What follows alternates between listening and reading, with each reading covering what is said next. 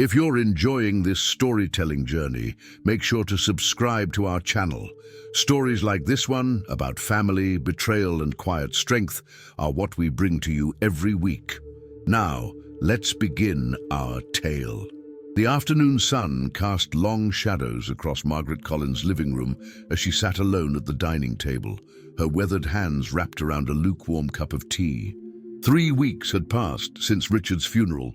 3 weeks of emptiness in the home they had shared for 42 years. The grandfather clock in the corner, a wedding gift from her parents, ticked away with maddening precision, each second a reminder that life continued without him.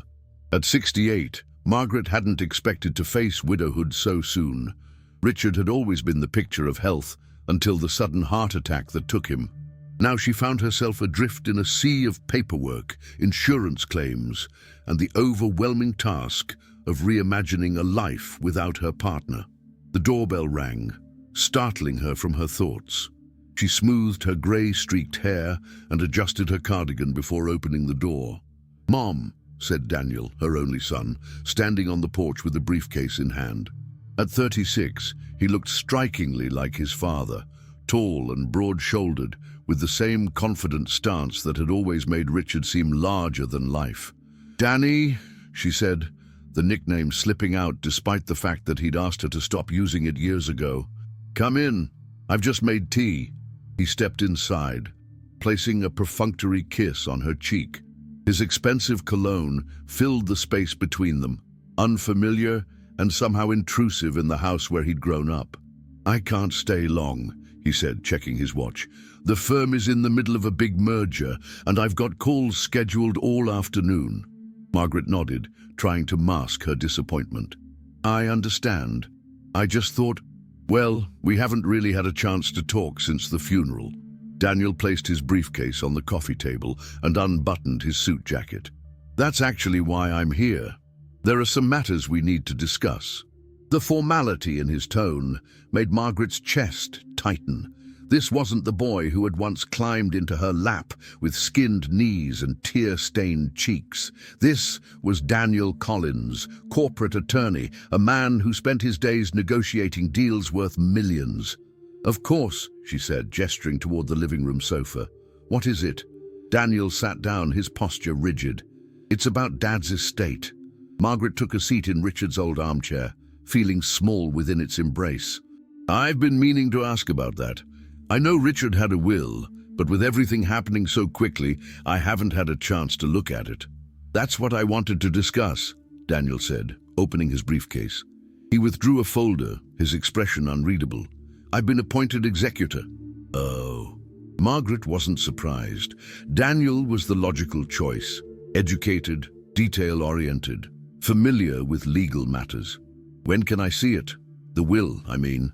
"There are some decisions I need to make about the house, and I'm not sure what Richard would have wanted." A flicker of something crossed Daniel's face. Hesitation, perhaps, or discomfort. He cleared his throat. "Mom, I think we need to be clear about something." "What is it?" she asked, a sense of unease creeping up her spine. Daniel met her eyes directly, his gaze steady and cool. "Dad left everything to me." The words hung in the air between them, simple yet devastating in their clarity. "Everything?" Margaret repeated, certain she had misunderstood. "The house, the investments, the vacation property in Maine, all of it." Daniel's voice was matter-of-fact, as if he were discussing the weather rather than upending her world. "He updated his will about 2 years ago." Margaret felt the room tilt slightly. 2 years ago, before Richard's health had begun to decline, before they'd even discussed end-of-life matters. "But why wouldn't he tell me? We talked about everything." Daniel shrugged, a gesture so dismissive that it sent a jolt of pain through Margaret's heart. "He made his decision, Mom. I'm just carrying out his wishes." She stared at her son, searching for a trace of the boy she had raised. The child who had once pressed handmade Mother's Day cards into her palm, who had cried when she'd been hospitalized with pneumonia at 52, afraid he might lose her. "Daniel," she began, her voice barely above a whisper, "this is my home. Your father and I built it together. We chose every piece of furniture, planted every tree in the garden. I understand that, he said, though his tone suggested otherwise. And of course you can stay here as long as you need to get your affairs in order. Get your affairs in order. The phrase echoed in Margaret's mind, cold and clinical, as if she were a tenant being granted temporary accommodation rather than a woman standing in the home she had maintained for 4 decades. What about my pension? She asked, her practical side emerging through the shock. The joint accounts? The pension is yours, of course, Daniel said. And there's a small allowance specified in the will. Dad made sure you'd be taken care of. Taken care of. Like a dependent. Like a child. Not like the woman who had worked alongside her husband to build everything they had. Who had put her own career on hold to raise their son. Who had managed their household with careful precision so that Richard could focus on growing his business. Margaret felt something crumble inside her, not just her sense of security, but something deeper, the foundation of trust and family that she had believed unshakable. I see, she said finally, her voice hollow. Daniel closed his briefcase with a decisive click. I'll have my assistant send over the paperwork. There are some forms you'll need to sign. He stood, straightening his tie, a gesture so reminiscent of Richard that it made Margaret's eyes burn with unshed tears. I should get going, he said, glancing again at his watch. Janine is expecting me home for dinner. Margaret nodded mechanically, rising to her feet. She followed him to the door, moving as if in a dream. As Daniel stepped onto the porch, she found her voice again. Danny, she said, using the childhood name deliberately now. Did your father ever say why? Why he would leave me with nothing after all these years? For the first time, Daniel looked uncomfortable. He hesitated, his hand on the doorframe. He said you'd always been provided for, that you never had to worry about money. He wanted to make sure the business stayed intact, that his legacy would continue. His legacy. The words struck Margaret like a physical blow. Wasn't she part of that legacy? Weren't the years they'd spent together, the family they'd created, worth acknowledging? I see, she said again, because there was nothing else to say. Daniel nodded, seemingly relieved that the conversation was over. I'll call you next week, Mom. Take care. And then he was gone, walking briskly to his sleek black BMW without looking back, leaving Margaret standing in the doorway of a house that, she had just learned, was no longer hers. She closed the door slowly, pressing her forehead against its cool surface. In the silence that followed, the grandfather clock continued its relentless ticking, counting down the moments of a life that had suddenly become unrecognizable. The following days passed in a fog of disbelief. Margaret moved through the house like a ghost, touching familiar objects with new awareness. The antique side table they'd found at a flea market in Vermont, the watercolor of the Maine coastline painted by Richard's mother, the leather-bound books that filled the built-in shelves in the study. All of these things, these touchstones of her life, now belonged to Daniel. On Thursday morning, exactly 1 week after Daniel's visit, Margaret found herself sitting at her kitchen table with a cup of coffee and a legal pad. She had always been organized, practical, traits that had served her well as a teacher and later as the unofficial administrator of Richard's construction business. Now she put those skills to work on her own behalf. She began making lists, her personal belongings, her separate bank account, modest but her own, the names of friends she might call on. She needed a plan, a way forward through this bewildering new landscape. The telephone rang, interrupting her thoughts. She reached for it, hoping irrationally that it might be Daniel calling to say there had been some mistake, some misunderstanding. Hello? She answered. Margaret, it's Eleanor. The familiar voice of her oldest friend brought an immediate sense of relief. Ellie, how are you? Never mind me. How are you? I've been worried sick since I heard. Margaret frowned. Heard what? There was a pause on the other end of the line. About Richard's will, about what Daniel is doing. Margaret's hand tightened on the receiver. How did you know about that? Eleanor sighed. Oh, Margaret, I'm so sorry. Janine mentioned it to Patricia at yoga yesterday. Patricia called me right after. Patricia Williams, Daniel's mother-in-law, a woman known throughout their small Connecticut town for her inability to keep anything confidential. Margaret closed her eyes, a fresh wave of humiliation washing over her. So people knew, people were talking. "I see," she said, struggling to keep her voice steady. "Is it true?" Eleanor asked gently. "Did Richard really leave everything to Daniel?" "Yes," Margaret admitted. "It appears so." "That doesn't sound like Richard at all. You two were joined at the hip for as long as I've known you." "I thought so too." Margaret's voice cracked slightly. "I don't understand it, Ellie. I keep going over everything in my mind, wondering if I missed something, if there were signs." "Oh, honey," Eleanor's voice was full of sympathy. "Listen, why don't you come over for dinner tonight? Thomas is making his famous lasagna, and you shouldn't be alone right now." The invitation was tempting. Eleanor and Thomas Bailey had been friends of the Collins family for over 30 years. Their daughter, Sophie, had grown up alongside Daniel, the two of them inseparable until college had sent them in different directions. The Baileys represented comfort, normalcy, everything that Margaret's life had lacked in recent weeks. "Thank you," she said, "but I think I need some time to sort things out here." "Are you sure?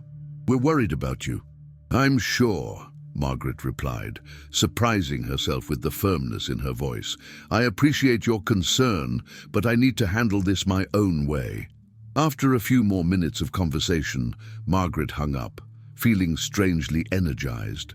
The call had crystallized something within her, a determination to face her situation head-on, to stop moving through her days in a fog of disbelief and hurt.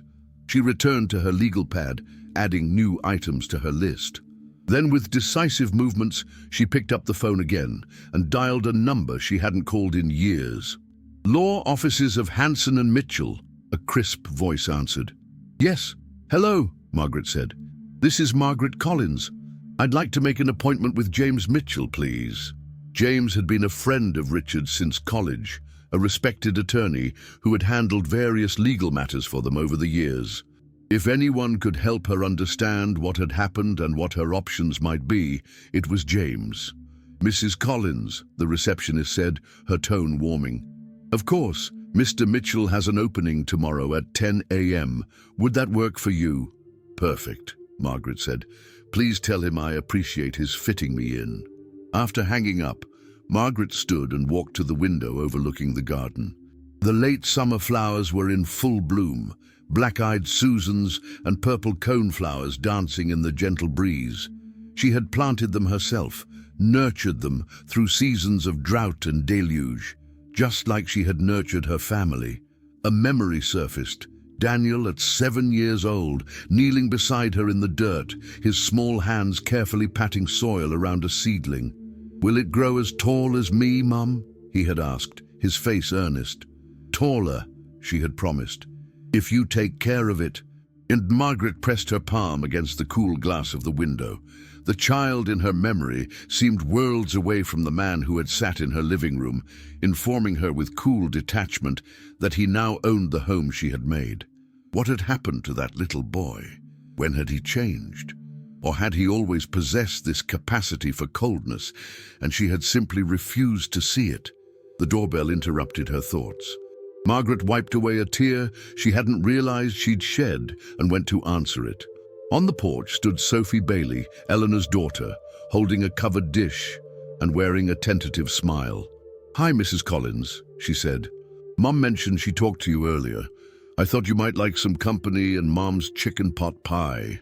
And at 35, Sophie looked remarkably like the teenager who had once sprawled on the Collins living room floor with Daniel, studying for calculus tests and planning college applications.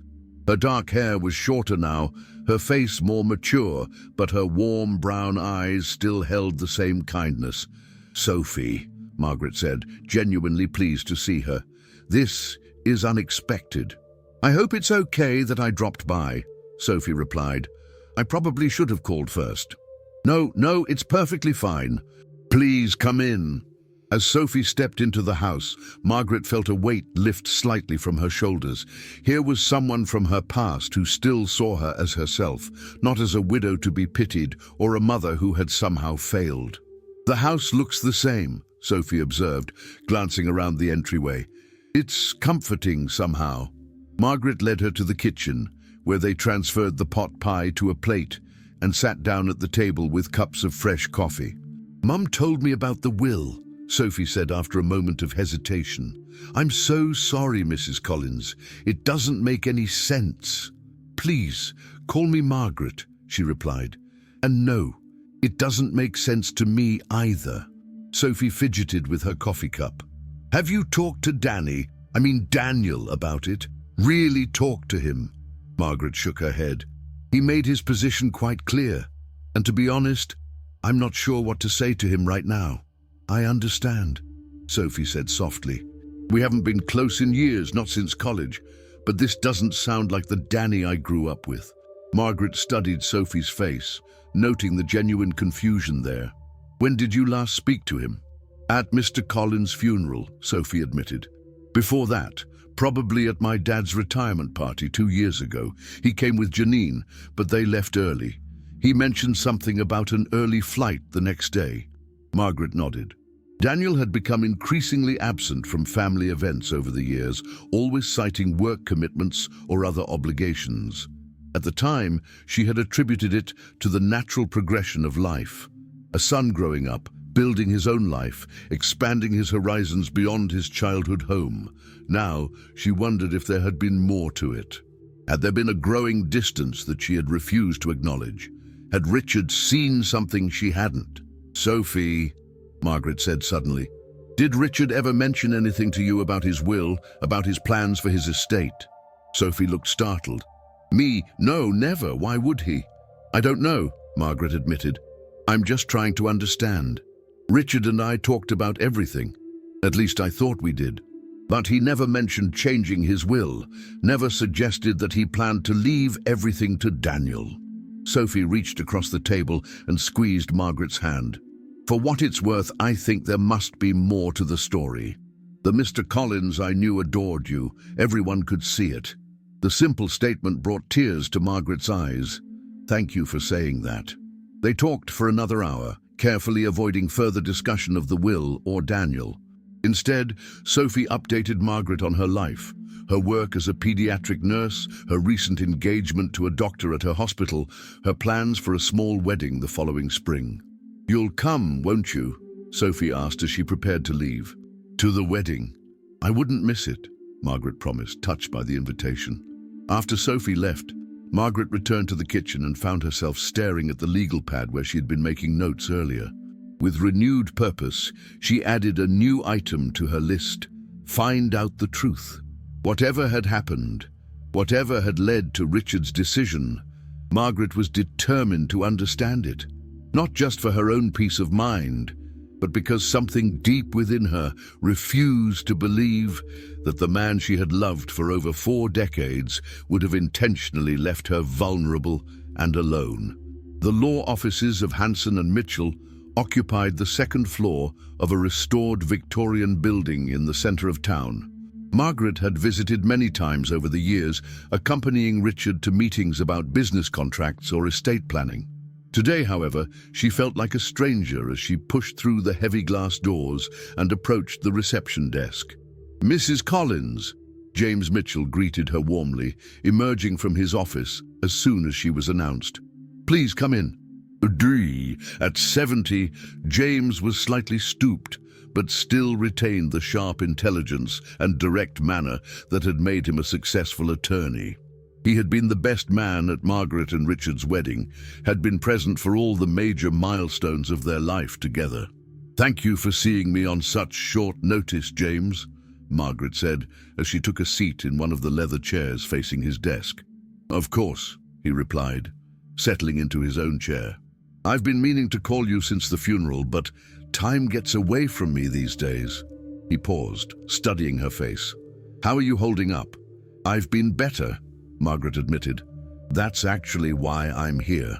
James nodded, waiting for her to continue. "It's about Richard's will," she said. "Daniel came to see me last week.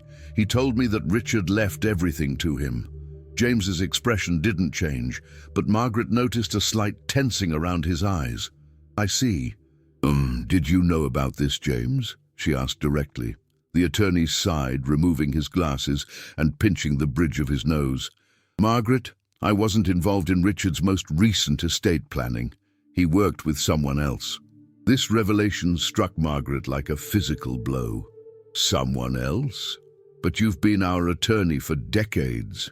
"About 2 years ago, Richard informed me that he would be working with another firm for his estate matters," James explained. "He said it was to avoid any potential conflicts of interest, given our friendship." "What conflicts?" Margaret asked, bewildered. "We've always trusted you implicitly." James replaced his glasses, his expression troubled. He didn't elaborate, and I didn't press him. I assumed it was related to some business restructuring he was considering. "Do you know which firm he used instead?" "Bradshaw and Associates, I believe, a larger firm in Hartford." James hesitated. "Margaret, may I speak frankly?" "Please do."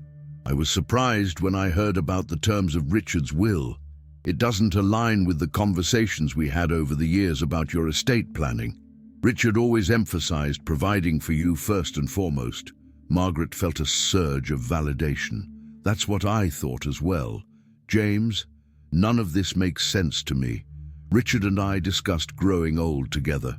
What would happen when one of us passed? He never indicated that he planned to leave me financially vulnerable. Have you spoken with Daniel about this, about your concerns?" "He was quite clear that he's simply carrying out his father's wishes," Margaret replied, unable to keep the bitterness from her voice. "He said Richard wanted to ensure that his legacy continued, that the business remained intact." James frowned. "The business could have remained intact while still providing for you properly. There are numerous ways to structure an estate to achieve both goals." Margaret leaned forward. "James, I need to understand what happened. I need to see the will for myself. As the primary beneficiary, Daniel is entitled to a copy, of course. But as Richard's widow, you should have received one as well. Daniel mentioned paperwork that his assistant would send over, but I haven't received anything yet." James's frown deepened. "That's concerning. Let me make a call." He picked up his phone and dialed, turning slightly away from Margaret as he spoke in low tones to someone at Bradshaw and Associates. The conversation lasted several minutes, with James occasionally making notes on a legal pad. Finally, he hung up and turned back to Margaret, his expression grave. "I've spoken with Howard Bradshaw. He confirmed that his firm handled Richard's new will 2 years ago. He was reluctant to share details with me since I'm not representing you officially, but he did say that he would be happy to meet with you as Richard's widow." "Did he give you any indication of what I might learn?" James hesitated. "Only that the situation is complex, and that there are aspects of the estate plan that may not have been fully explained to you yet." Margaret felt a flicker of hope. "So there might be provisions for me that Daniel hasn't mentioned?" "It's possible," James said cautiously, "but I don't want to raise false expectations. What I can tell you is that it would be very unlike Richard to leave you without adequate support." "That's what I keep telling myself," Margaret said. "But then why wouldn't he have discussed it with me? We talked about everything." James's expression softened. "Richard loved you very much, Margaret. In all the years I knew him, that was the one constant. Whatever's going on here, I can't believe he would have intentionally hurt you." Margaret nodded, clinging to this reassurance. "Will you come with me to meet with Mr. Bradshaw?" "If you'd like me to accompany you as a friend, I'd be happy to," James replied. "Though I can't represent you officially without creating a potential conflict of interest." "I understand.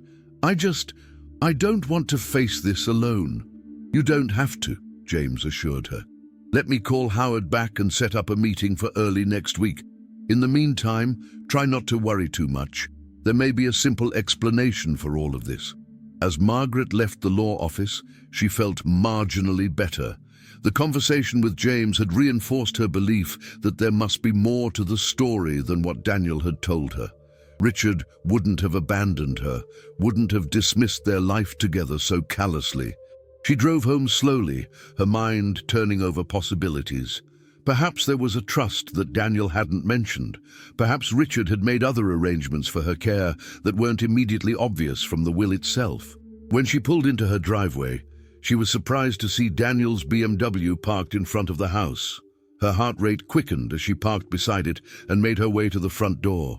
Daniel was sitting on the porch swing, his suit jacket draped over the railing, his tie loosened. He stood as she approached.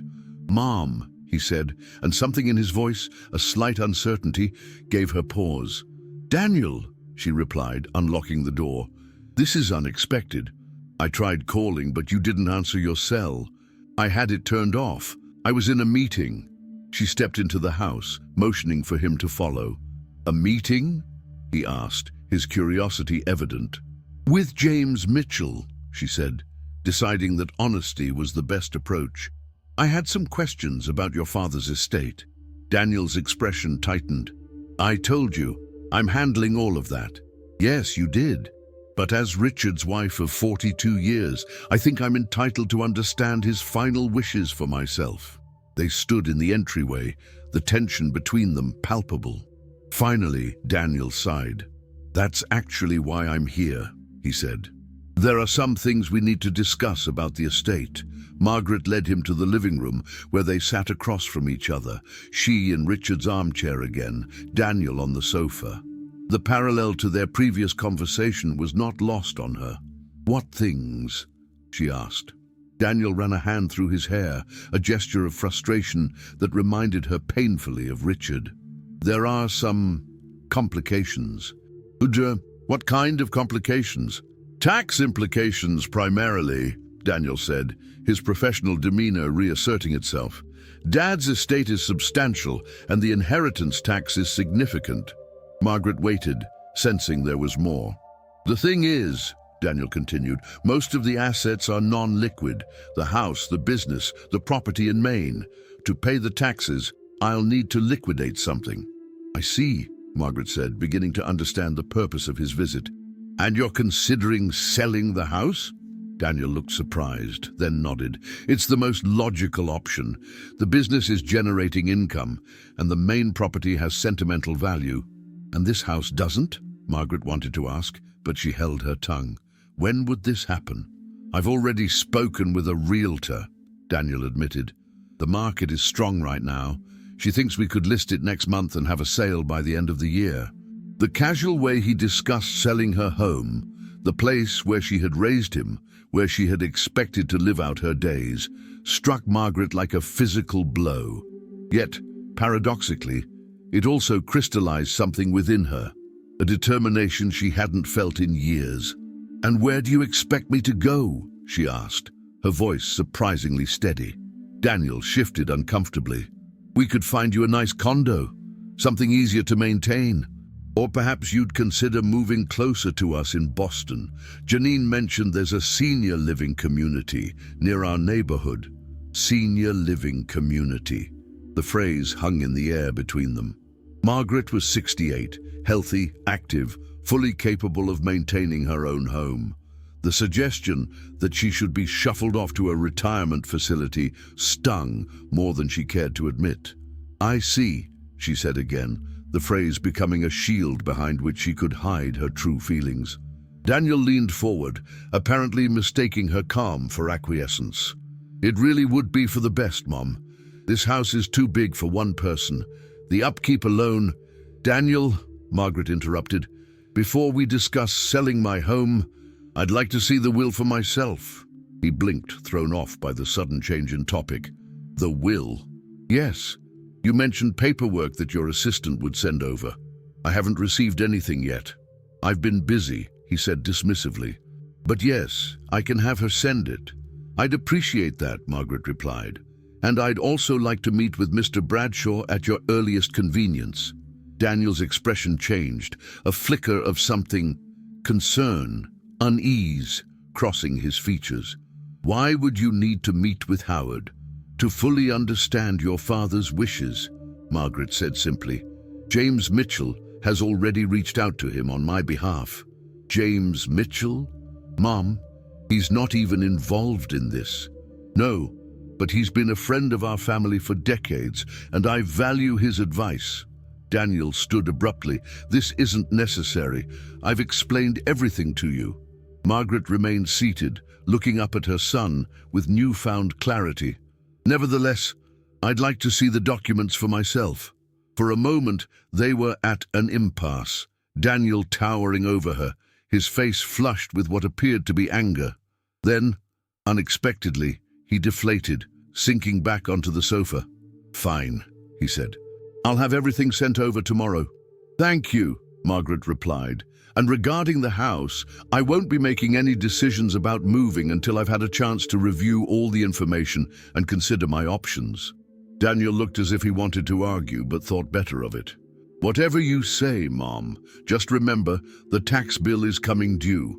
We don't have unlimited time to resolve this. As he rose to leave, Margaret remained in the armchair, watching him gather his jacket and straighten his tie. At the door, he paused, turning back to her with an expression she couldn't quite read.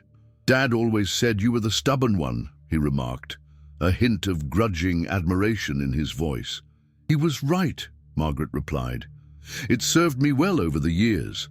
After Daniel left, Margaret sat for a long time in the gathering dusk, the house quiet around her.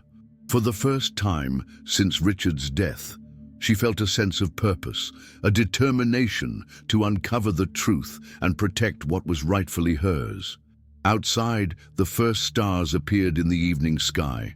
Margaret looked up at them through the living room window, remembering countless nights when she and Richard had sat on the back porch, stargazing and dreaming about their future together. I'll figure this out, Richard, she whispered to the empty room. I promise. The promised documents arrived the following morning via courier, a thick envelope bearing the letterhead of Bradshaw and Associates. Margaret signed for it with trembling hands, then carried it to the kitchen table where she spread out the contents methodically. There was Richard's will, several trust documents, and a personal letter addressed to her in a sealed envelope with Margaret written on the front in Richard's distinctive handwriting. She set the letter aside, deciding to read the legal documents first. The will itself was fairly straightforward, confirming what Daniel had told her. Richard had left the bulk of his estate to their son, including the house, the construction business, and the vacation property in Maine. There was indeed a modest allowance for Margaret, enough to cover basic living expenses, but far less than she had expected. As she read further, however, she discovered something Daniel hadn't mentioned.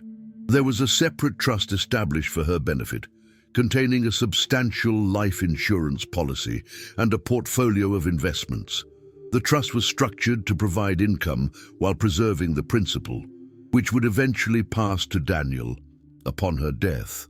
This was somewhat reassuring, but it still didn't explain why Richard had chosen this arrangement rather than simply leaving everything to her outright, as they had discussed numerous times over the years. With a deep breath, Margaret picked up the sealed letter. Breaking the seal, she unfolded several pages covered in Richard's handwriting. She recognized it immediately, the slightly slanted script, the way he pressed harder on certain letters. Her heart ached at this tangible connection to him. "My dearest Margaret," it began, "if you're reading this, it means I've left you alone, something I swore I would never do. I'm so sorry, my love. I imagine you're confused and hurt by the terms of my will. Please know that this arrangement wasn't made to diminish your importance in my life or to deny your contribution to everything we built together. It was made out of necessity and with your best interests at heart, though I know it may not seem that way right now. 2 years ago, I received some troubling information about Daniel. He had made a series of poor business decisions and found himself deeply in debt. Rather than coming to us for help, he had borrowed money from some unscrupulous individuals. When he couldn't repay them, they threatened him and, by extension, our family. Daniel finally came to me in desperation.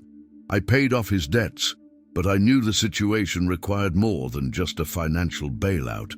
Our son needed to learn responsibility and accountability. The agreement we reached was this. I would restructure my will to leave everything to him, with provisions for your care, of course. In return, he would work with me closely in the business, learning not just the technical aspects, but the ethics and values that had made it successful. Over the last 2 years, I've been grooming him to take over, hoping to instill in him the principles that you and I have always lived by. The trust established for you is substantial, Margaret. It should provide comfortably for all your needs. Howard Bradshaw can explain the details, but the key point is this. While Daniel is the executor and primary beneficiary of my estate, he cannot touch the assets in your trust. Those are yours alone. There's one more thing you should know. The inheritance tax that Daniel will face is significant, but manageable if he handles the estate wisely. I've left detailed instructions with Howard about how to approach this without liquidating major assets. If Daniel follows these instructions, he can pay the tax burden through a combination of business income and strategic borrowing against certain assets. However, if he attempts to sell the house, our home, a clause in the will is triggered. In that case, the entire estate reverts to a contingency plan, with the house and half of all other assets passing directly to you. I didn't tell Daniel about this contingency. I wanted to see what choices he would make when faced with responsibility, whether he would consider your welfare or only his own interests. Consider it a final test, not of his love for you, but of the values we tried to instill in him. Margaret, my greatest regret is not discussing all of this with you directly. I convinced myself that protecting you from worry was the right thing to do. I see now that it was a mistake born of pride and old-fashioned notions about a husband's role. You deserved better from me. Whatever happens next, know that I loved you completely. Every moment we shared was a gift. You are, the heart of our family, the foundation of everything good we built together. All my love, always. Richard. Margaret lowered the letter, tears streaming down her face. The revelation of Daniel's troubles shocked her, but Richard's actions, his attempt to protect both her and their son, his careful planning even from beyond the grave, touched her deeply. She read the letter again, more carefully this time, noting the details about the contingency clause and the tax instructions. Richard had created a safety net for her, one that Daniel apparently knew nothing about. The telephone rang, startling her from her thoughts. She wiped her eyes quickly before answering. Mrs. Collins, this is Howard Bradshaw's office calling. Mr. Bradshaw would like to meet with you tomorrow at 10 a.m. if that's convenient. Yes, Margaret replied, her voice steadier than she expected. Please tell him I'll be there. After hanging up, Margaret gathered the documents carefully, returning them to the envelope. She would need to review everything more thoroughly before meeting with the attorney, but Richard's letter had already answered her most pressing questions. Her husband hadn't abandoned her. He had been trying in his own way to protect their family, to provide for her, while also trying to guide their son toward better choices. The doorbell rang, interrupting her thoughts. Margaret tucked Richard's letter into her cardigan pocket before answering the door. To her surprise, Sophie Bailey stood on the porch again, this time holding a small potted plant. I hope I'm not intruding, Sophie said. I just wanted to check on you, and I brought this peace lily. They're supposed to be good for indoor air quality. Margaret smiled, genuinely pleased to see her. You're not intruding at all. In fact, your timing is perfect. I could use a friendly face right now. She led Sophie into the kitchen, where the documents from Bradshaw and Associates still lay, scattered across the table. Oh, Sophie said, noticing the papers. I can come back later if you're busy. No, please stay, Margaret insisted. I've just been going through some of Richard's papers. She hesitated, then added, Actually, I've discovered some things that have changed my perspective. Sophie set the peace lily on the windowsill. Good things, I hope. Clarifying things, Margaret replied. She gestured toward the coffee maker. Would you like some coffee? Or tea? Coffee would be wonderful. As Margaret busied herself preparing the drinks, Sophie settled at the kitchen table, carefully avoiding looking at the legal documents. "I saw Daniel's car here yesterday," she remarked casually. "Did you two have a good talk?" Margaret placed a steaming mug in front of Sophie before sitting down with her own. "It was informative. He wants to sell the house." Sophie's eyes widened. "Sell it? But this is your home." "Apparently he needs to liquidate assets to pay the inheritance tax." Margaret took a sip of her coffee, weighing how much to share. Sophie had always been like family, and right now, Margaret desperately needed someone to confide in. "The thing is, I've just learned that Richard made special provisions in his will. If Daniel tries to sell the house, a significant portion of the estate reverts directly to me." "Wow," Sophie breathed. "So Mr. Collins was looking out for you after all?" "Yes, he was," Margaret confirmed, touching the letter in her pocket. "In his own way." "Does Daniel know about this provision?" "According to Richard's letter, no, he doesn't." Sophie looked troubled. "So what will you do? Tell him?" Margaret considered the question carefully. "I'm meeting with Richard's attorney tomorrow to understand all the details. After that, I'm not sure. Part of me wants to confront Daniel immediately, to demand an explanation for why he would try to sell my home out from under me. But another part of you wants to see what he'll do," Sophie finished for her, "to see if he'll make the right choice on his own." "Exactly." Margaret was struck by how well Sophie understood the situation. "Is that terrible of me, to test my own son this way?" Sophie shook her head. "I don't think so. From what you've told me, it sounds like this was Richard's intention, to give Daniel a chance to demonstrate his character." They sat in companionable silence for a moment, sipping their coffee. Through the kitchen window, Margaret could see the garden where she had spent countless hours over the years. The thought of leaving it behind created a physical ache in her chest. "You know," Sophie said thoughtfully, "I always wondered what happened between you and Daniel. When we were kids, he adored you. I remember how he used to brag about his mum, the teacher, how you knew everything." Margaret smiled at the memory. "Children grow up. They change." "Yes, but usually not so completely." Sophie hesitated. "May I ask, was there ever a falling out between you two?" Margaret thought back over the years, trying to pinpoint when things had shifted. Not a specific incident, no. After college, Daniel became increasingly focused on his career. He moved to Boston, married Janine, and seemed to become more distant with each passing year. I always attributed it to the natural process of growing up, establishing his own life. "Me? But now you're not so sure?" Richard's letter mentioned financial troubles that Daniel had kept hidden from us. Apparently, he made some poor decisions, got himself into debt. Margaret trailed off, not wanting to reveal too much of her son's private struggles. Richard helped him, but it seems Daniel's pride was wounded by needing that help. Sophie nodded thoughtfully. "That tracks with what I remember of him. Danny always needed to be the best, to appear perfect. It must have been humiliating for him to admit failure to his father." This insight gave Margaret pause. She had always seen Daniel's drive for success as ambition, but perhaps there was more to it, a deep-seated fear of failure, a need to prove himself worthy. And if that were true, how must it have felt for him to go to Richard, hat in hand, admitting he had made grave mistakes? "I never knew," Margaret said softly. "He never came to me." "Would you have judged him?" Sophie asked gently.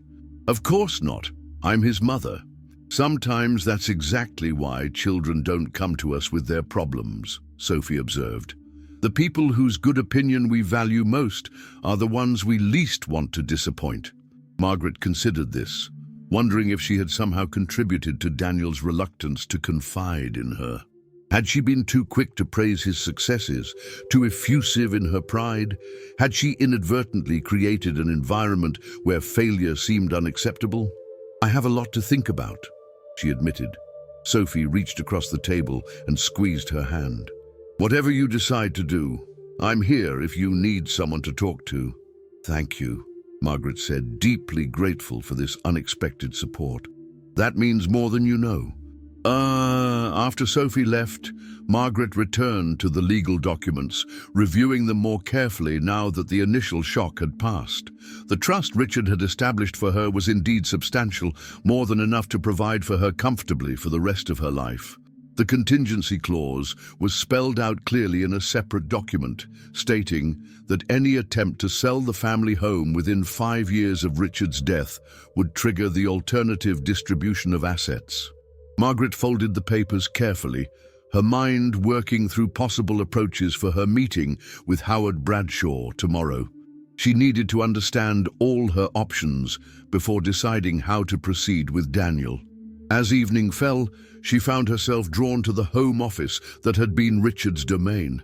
She rarely entered it these days. The space felt too empty without him, but tonight she felt compelled to seek out some connection to her husband. The office was exactly as he had left it. Desk calendar open to the month of his death, a half-empty coffee mug, which she had been unable to wash, reference books neatly lined on shelves, family photos arranged on the credenza. Margaret ran her fingertips along the edge of his desk, remembering how he would sit here late into the evening, reviewing contracts or studying blueprints. On impulse, she opened the desk drawer where Richard had kept personal items. Inside, she found his favorite pen, a small leather notebook, and a velvet box she didn't recognize. Curious, she opened it to find a delicate silver bracelet with a single charm, a small house. Attached was a note in Richard's handwriting. For Margaret, our 43rd anniversary, a symbol of our forever home. Tears welled in Margaret's eyes as she fastened the bracelet around her wrist. Their 43rd anniversary would have been in 3 months. Richard had already purchased her gift, a tangible reminder of the home they had built together, the home that their son now seemed determined to sell. With renewed resolve, Margaret closed the drawer and left the office. Tomorrow, she would meet with Howard Bradshaw and learn exactly what options were available to her. After that, she would decide how to proceed with Daniel. One thing was certain, she would not be forced from her home without a fight. Richard had provided her with the means to stand her ground, and she intended to honor his final gift by doing exactly that. Howard Bradshaw's office occupied the top floor of a sleek glass building in Hartford, a stark contrast to James Mitchell's more traditional space. Margaret felt slightly out of place as she was ushered through the reception area with its modern art and minimalist furniture. "Mrs. Collins," Bradshaw greeted her, rising from behind an imposing desk. He was younger than she had expected, perhaps in his early 50s, with salt and pepper hair and wire-rimmed glasses. "Thank you for coming in. Please, have a seat." Margaret settled into one of the leather chairs facing his desk, smoothing her skirt nervously. "Thank you for seeing me, Mr. Bradshaw." "Howard, please," he insisted. "And of course, I've been expecting your call since Richard's passing. I was somewhat surprised that it took this long." This comment caught Margaret off guard. "I wasn't aware of your involvement until recently. Daniel has been handling the estate matters." Bradshaw's expression shifted subtly.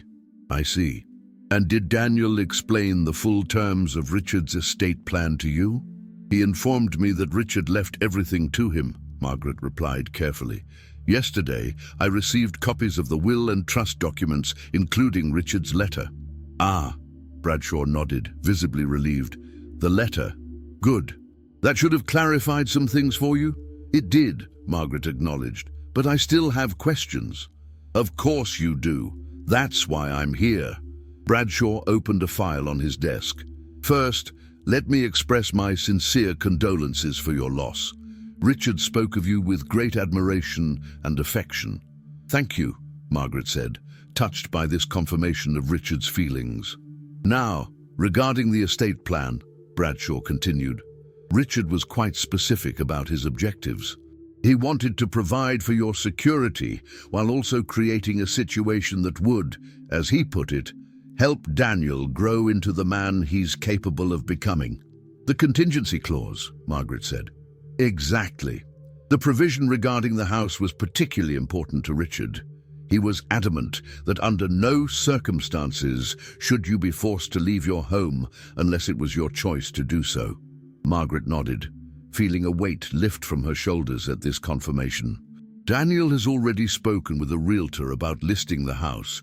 He says it's necessary to pay the inheritance tax. Bradshaw frowned. That's concerning. Richard left detailed instructions about managing the tax liability without liquidating major assets. Did Daniel mention this to you? No, Margaret replied. He seemed quite determined that selling the house was the only option. The attorney made a note on his legal pad. Mrs. Collins, Margaret, I should inform you that as the executor of Richard's estate, Daniel has certain legal obligations. One of those is to follow the specific instructions left by the testator, in this case, Richard. If he's deviating from those instructions, particularly in a way that negatively impacts another beneficiary, there could be legal implications. I'm not interested in legal battles with my son, Margaret said firmly. I just want to understand my rights and options. Of course, Bradshaw acknowledged. Well, the situation is actually quite straightforward from a legal perspective. If Daniel proceeds with selling the house, the contingency clause is triggered automatically.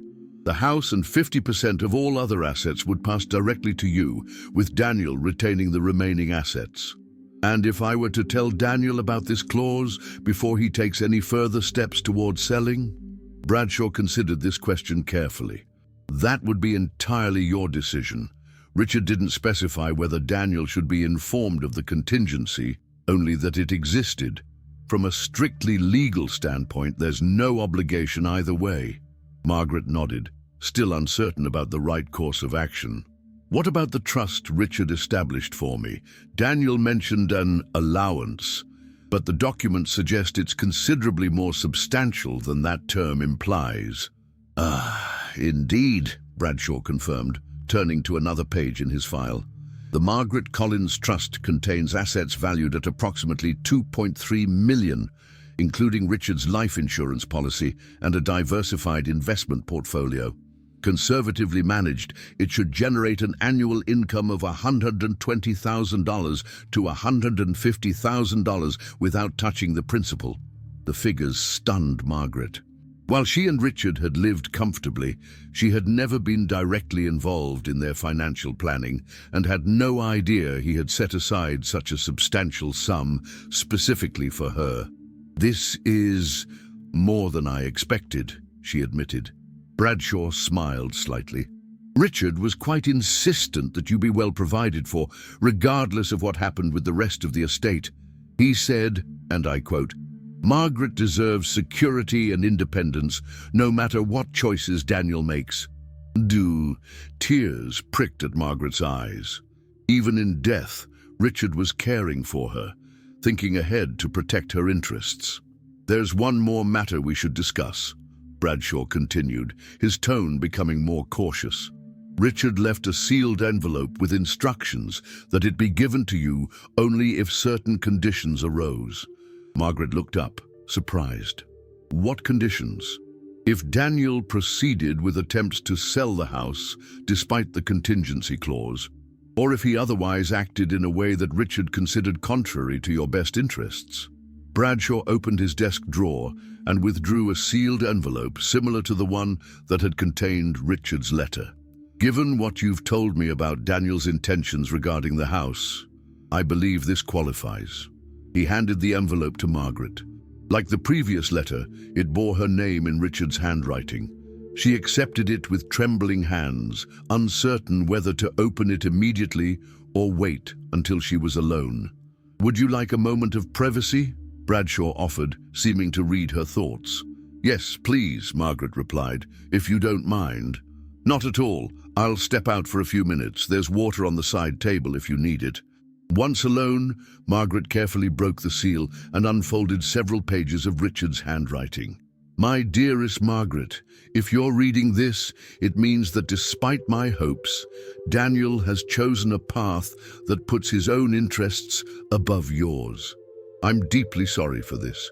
As parents, we always want to believe the best of our children, even when evidence suggests otherwise. What I haven't shared with you, or with Daniel, is that there is more to our estate than either of you knows. Years ago, when the construction business first became successful, I began setting aside assets in a separate holding company, Blue Horizon Investments. This entity owns several commercial properties and has substantial cash reserves. I never included these assets in our regular financial discussions because, frankly, I wasn't sure they would perform well. I didn't want to get your hopes up. As it turns out, these investments have thrived beyond my expectations. Blue Horizon Investments is not mentioned in my will or in any of the trust documents Daniel has access to. Legally, it remains a separate entity with its own succession plan, a plan that names you as the sole owner upon my death. Howard Bradshaw has all the documentation. The company is worth approximately $4.5 million and the transfer of ownership to you has already been processed.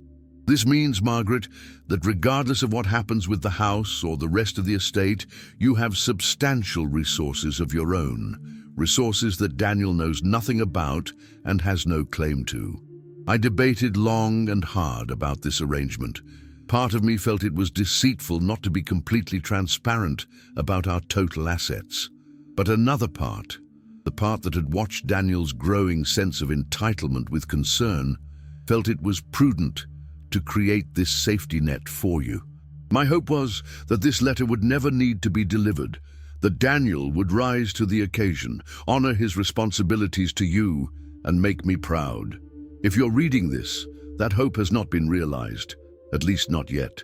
You now face a difficult decision, whether to inform Daniel about the contingency clause regarding the house and whether to reveal the existence of Blue Horizon Investments. These are choices only you can make based on your assessment of the situation and your relationship with our son. Whatever you decide, know that my primary concern was always your welfare and happiness. You deserve to live out your days in comfort, in the home we built together, surrounded by the memories we created. All my love, always. Richard Margaret lowered the letter, stunned by this final revelation. Not only had Richard created a substantial trust for her benefit, but he had also secretly established an entirely separate company that now belonged solely to her, a company worth millions. She had never considered herself a wealthy woman. While Richard's business had been successful, they had lived modestly, focusing on saving for retirement rather than acquiring luxuries. The idea that she now controlled assets worth nearly $7 million in total was almost incomprehensible. A gentle knock at the door announced Bradshaw's return. He entered cautiously, giving her a questioning look. "I take it Richard explained about Blue Horizon Investments?" he asked. Margaret nodded, still processing the information. "Yes, I had no idea." "Richard was quite private about that particular venture," Bradshaw acknowledged. "The transfer of ownership was completed immediately upon his death. All the documentation is ready for your signature whenever you feel prepared to take control of the company. And Daniel truly knows nothing about this." "Nothing," Bradshaw confirmed.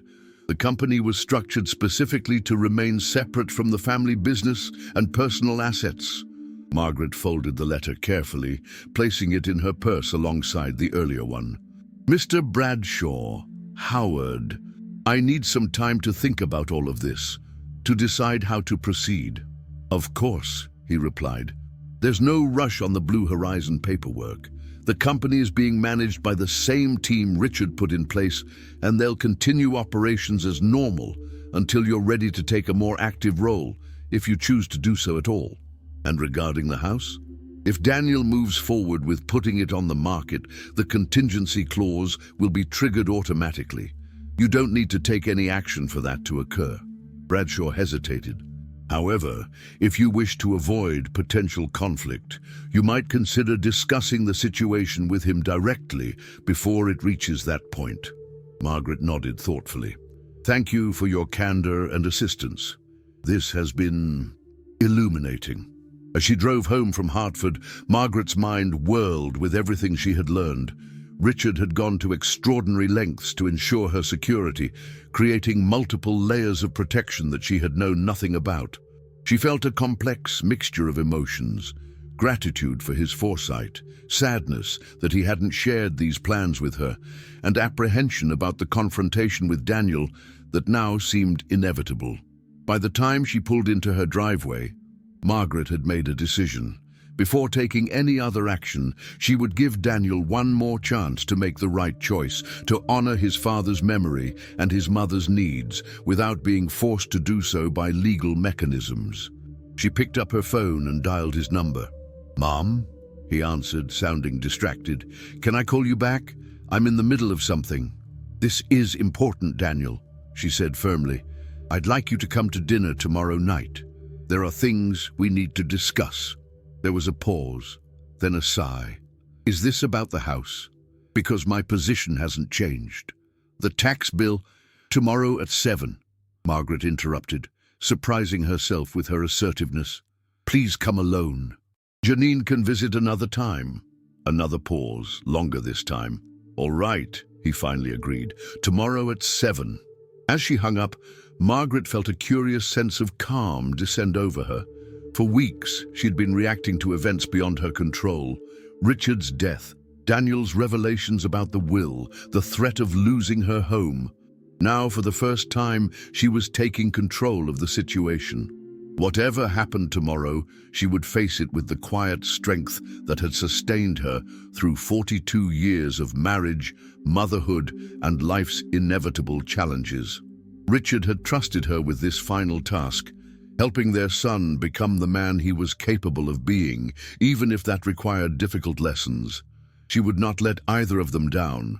Margaret spent the next day preparing for Daniel's visit with the same careful attention she had once given to planning holiday dinners and birthday celebrations. She cleaned the house thoroughly, polished the good silver, and prepared Richard's favorite pot roast, a meal that had always brought the family together around the dining room table. As she worked, she found herself remembering earlier times. Daniel as a child, eager to help set the table. Richard carving the Sunday roast with ceremonial precision, the three of them discussing their days over home-cooked meals. When had those simple family rituals faded away? When had they stopped being a priority? At precisely 7 o'clock, the doorbell rang. Margaret smoothed her hair, adjusted the bracelet Richard had left her, which she had worn every day since finding it, and went to answer the door. Daniel stood on the porch, a bottle of wine in hand. He had come directly from work, still dressed in his suit, but he had made an effort to look presentable, his tie straightened, his hair combed neatly. "Mom," he greeted her, offering the wine. "You look nice." "Thank you, Daniel," she replied, accepting the bottle. "Please come in. Dinner's almost ready." He followed her into the house, glancing around as if seeing it with new eyes. Or perhaps, Margaret thought, already mentally cataloguing items for sale. "Something smells good," he remarked. "Pot roast?" "Your father's favorite," she confirmed, leading him to the dining room where the table was already set. "I thought it would be appropriate, given what we need to discuss." Daniel's expression tightened slightly, but he took his seat at the table without comment. Margaret busied herself bringing out the food: the roast potatoes, glazed carrots, and fresh rolls. She had always found comfort in feeding her family, in the tangible expression of care that a home-cooked meal represented. Once they were both seated with full plates before them, an awkward silence descended. Daniel took a bite of the roast, then nodded appreciatively. "It's good," he said, "just like I remember." "I haven't changed the recipe in 30 years, Margaret replied. "Your father always said not to mess with perfection." At the mention of Richard, Daniel's expression grew guarded. "Mom, about the house." "Let's enjoy our meal first," Margaret interrupted gently. "We'll have plenty of time to talk afterward." Daniel looked as if he wanted to protest, but then nodded, turning his attention back to his food. They ate in relative silence, exchanging only occasional comments about the meal or innocuous topics like the weather. It struck Margaret how uncomfortable they had become with each other, how the easy conversation that had once flowed between them had dried up like a creek bed in drought. When they had finished eating and Margaret had cleared the plates, bringing coffee and a simple apple tart to the table, she knew it was time to address the real purpose of the evening. "Daniel," she began, her voice calm but firm, "I've learned some things over the past few days that we need to discuss." He set down his coffee cup with a sigh. "If this is about the house again, Mom, I've already explained." "I've met with Howard Bradshaw," she continued, watching his face carefully. "He showed me Richard's complete estate plan, including some provisions you didn't mention." Daniel's expression changed subtly, a flicker of surprise, quickly masked. "What provisions?" "For one, the trust your father established for me is considerably more substantial than the allowance you described. For another, there are specific instructions regarding how to handle the tax liability without selling major assets." Daniel shifted in his chair, his discomfort evident. "The tax situation is complex, Mom. I'm trying to make the best decisions for the estate as a whole." "Including the decision to sell my home?" Margaret asked quietly. "Our financial advisor thinks it's the most straightforward solution," Daniel replied, not quite meeting her eyes. "The housing market is strong right now, and the property value has increased significantly since Dad bought it." Margaret studied her son's face, searching for any sign of the boy she had raised. The child who had once shown such empathy and consideration for others. What she saw instead was a man calculating values, weighing options, treating her home as nothing more than an asset to be liquidated. "Daniel," she said softly, "do you remember the summer you were 10, when you and your father built the treehouse in the backyard?" He looked startled by the change of subject. "The treehouse? What does that have to do with anything?" "You worked on it every weekend for a month," Margaret continued. "You were so proud when it was finished. You even made a little sign, Collins Family Hideout.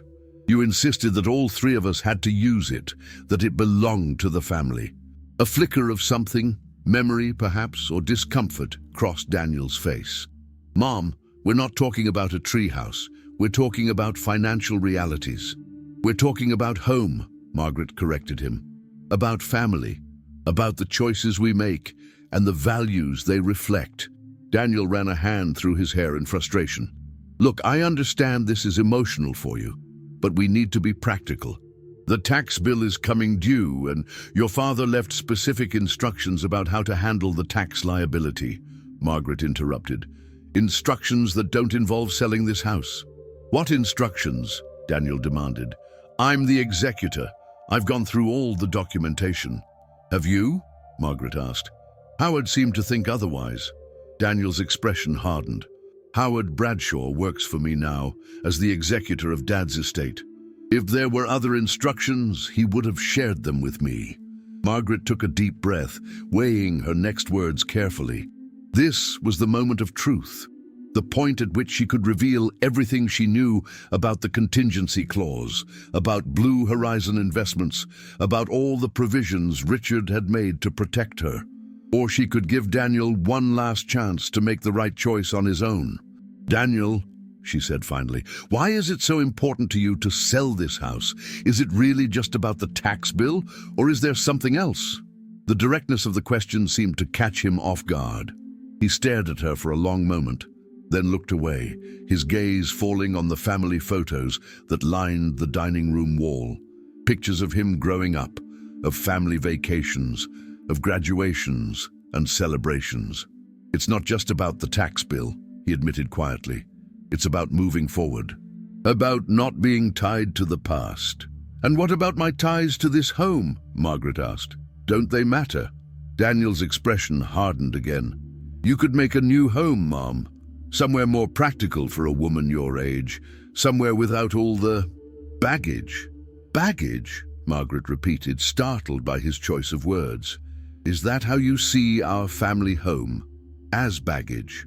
"That's not what I meant," Daniel said quickly.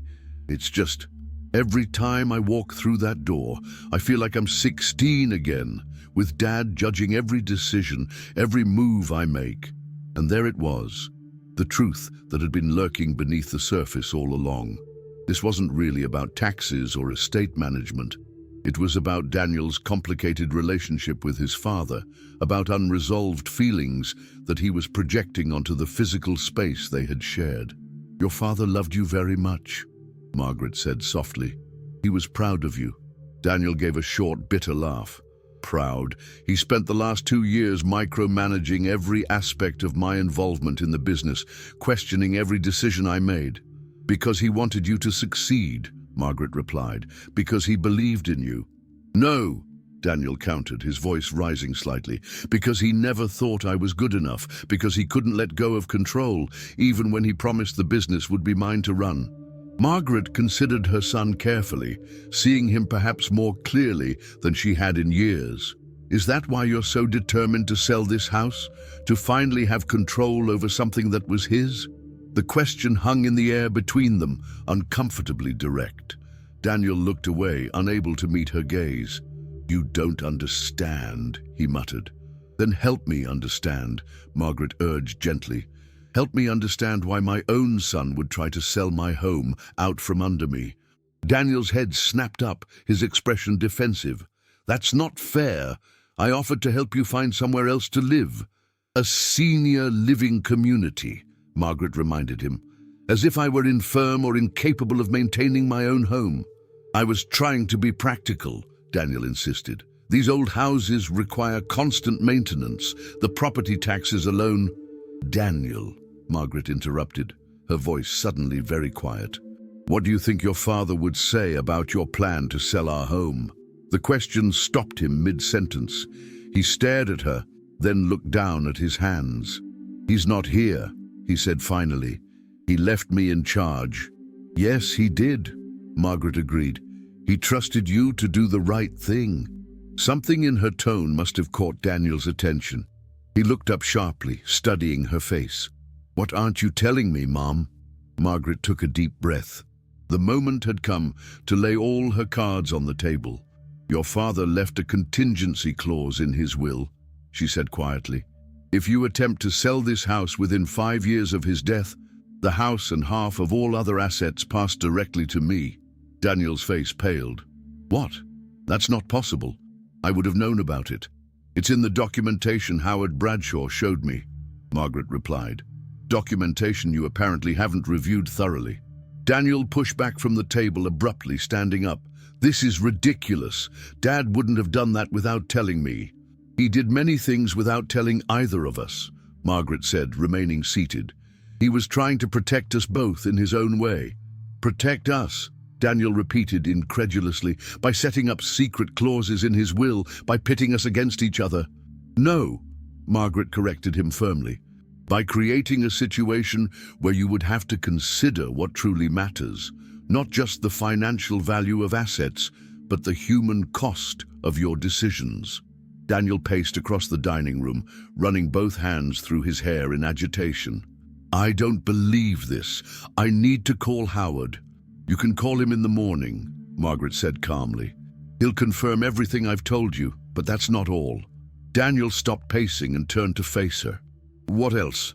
Margaret hesitated, then decided to reveal the final piece of information.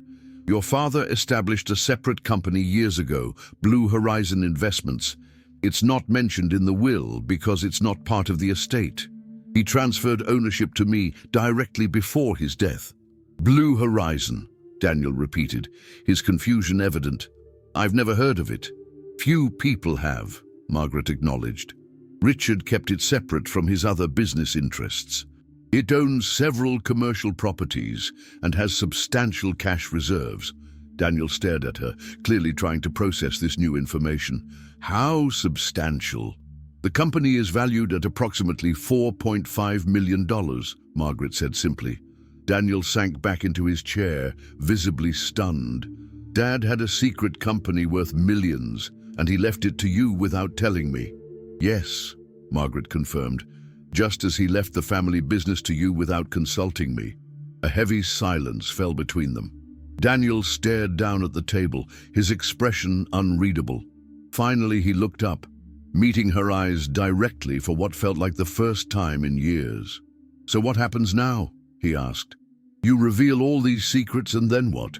You expect me to just back down about the house?" "I expect you to make your own decision," Margaret replied. "Knowing all the facts, knowing that I have the resources to maintain this home without your assistance, knowing that your father wanted me to remain here unless I chose to leave." Daniel's jaw tightened. "And if I still think selling is the right decision?" Margaret held his gaze steadily. "Then the contingency clause will be triggered, and you'll lose half of what your father left you." "Is that really what you want, Daniel? To turn this into a legal battle neither of us desires?" For a long moment, they stared at each other across the dining room table, mother and son, connected by blood and history, yet separated by years of unspoken resentments and misunderstandings. Then unexpectedly, Daniel's expression crumpled. He covered his face with his hands, his shoulders shaking slightly. When he looked up again, Margaret was stunned to see tears in his eyes. "I'm sorry," he whispered, his voice hoarse. "I don't know what's wrong with me. Since Dad died, I've been so angry. At him, at the world, even at you, though you didn't deserve it." The raw vulnerability in his admission pierced Margaret's heart. She rose from her chair and moved to sit beside him, laying a gentle hand on his arm. "Daniel," she said softly, "talk to me. Really talk to me. Like you used to." He took a shuddering breath. "I felt like a failure," he admitted. 2 years ago, when I had to go to Dad for help, I'd made such a mess of things. Bad investments, loans I couldn't repay. I was too ashamed to tell you." "Oh, Danny," Margaret sighed, using his childhood name without thinking. "Nothing you could do would make me love you less." "Dad bailed me out," Daniel continued, "but the price was steep. He insisted on overseeing everything I did at the company, questioning every decision. I felt like a child again, not a partner." "He was trying to teach you," Margaret suggested gently, "in his own way." "Maybe," Daniel acknowledged, "but it felt like punishment. And then he died so suddenly, and I never got to prove myself to him, never got to show him that I could be trusted." Margaret squeezed his arm. "He knew, Daniel. In his letter to me, he said he hoped you would become the man he knew you could be. He believed in you." Daniel looked up, his expression vulnerable. "He did? Of course he did," Margaret assured him. "You're his son, our son, the greatest gift of our lives." Something shifted in Daniel's face, a releasing of tension, a softening around the eyes. "I've been horrible to you these past weeks," he said, "treating you like an inconvenience rather than my mother. I don't know how to make that right." "You just did," Margaret replied simply, "by being honest, by remembering who we are to each other." Daniel nodded, wiping at his eyes with the back of his hand. "So what do we do now? About the house, about everything?" Margaret considered the question carefully. "First, we honor your father's wishes. You keep the business and manage it as he intended. I keep this house for as long as I choose to live in it. We find another way to handle the tax liability, perhaps using some of the resources from Blue Horizon." "And then?" Daniel asked, his voice quieter now, the defensiveness gone from his posture. "Then we try to be a family again," Margaret said simply. "We rebuild what's been broken, not just since your father died, but in the years before that too." Daniel was silent for a long moment, his gaze moving around the dining room, taking in the familiar surroundings with new eyes.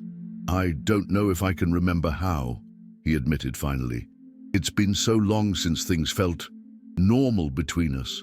"We'll figure it out together," Margaret assured him, "one step at a time."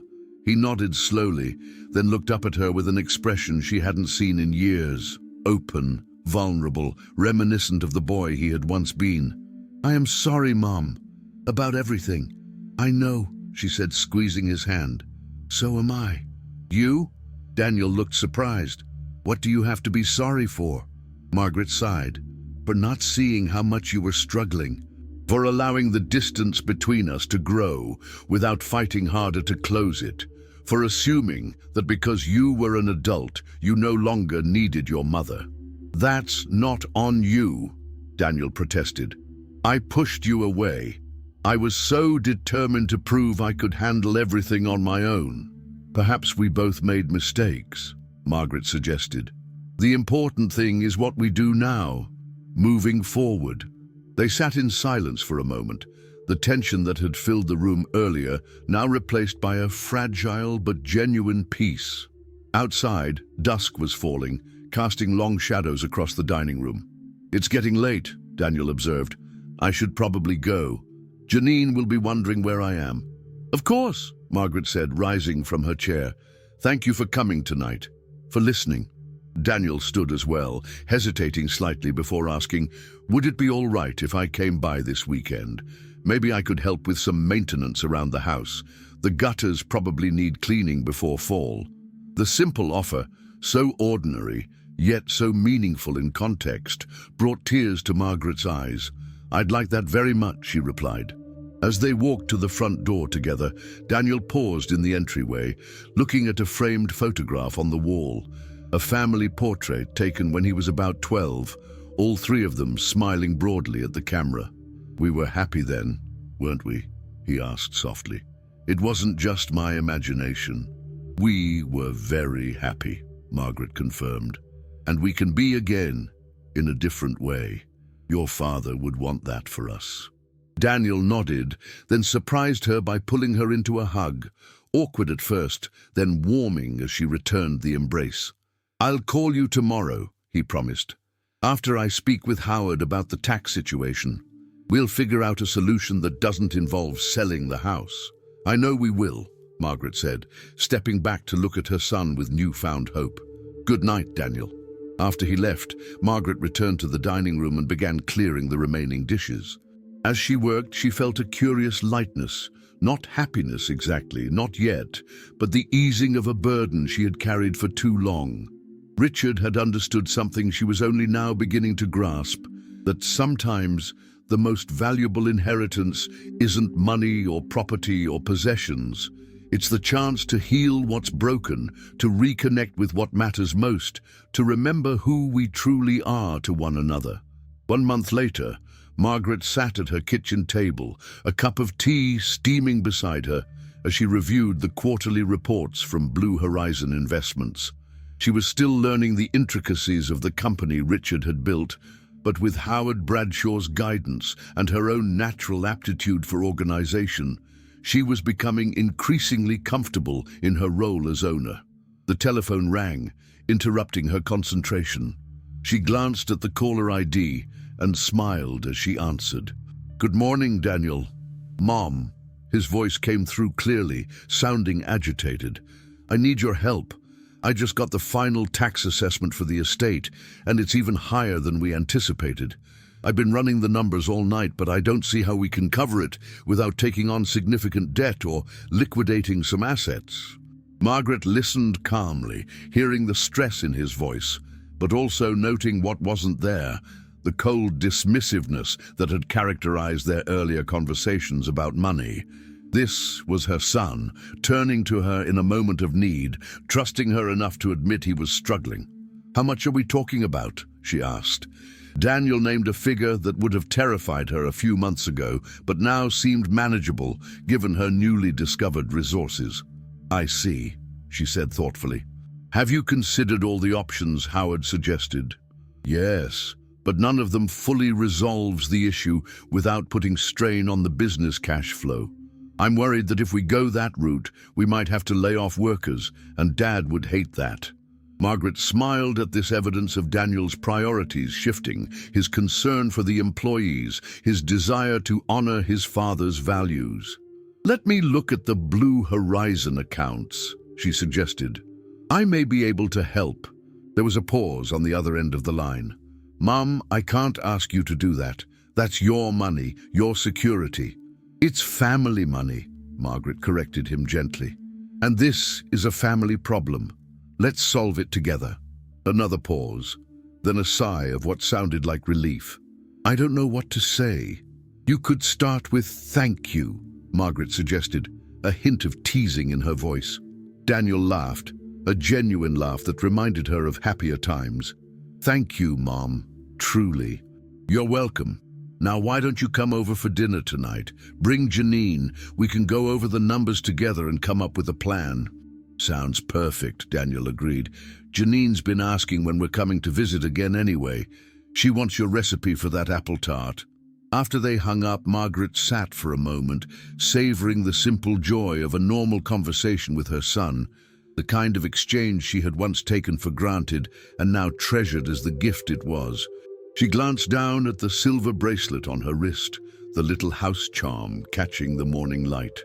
"You were right, Richard," she murmured, "about so many things." The phone rang again, and Margaret smiled as she saw Sophie's name on the caller ID. Life was moving forward, connections being restored and strengthened, not perfect, not without challenges, but rich with possibility and meaning. "Hello, Sophie," she answered warmly. "How are you today?" As she listened to Sophie's enthusiastic update about wedding plans, Margaret gazed out the kitchen window at the garden she had tended for decades.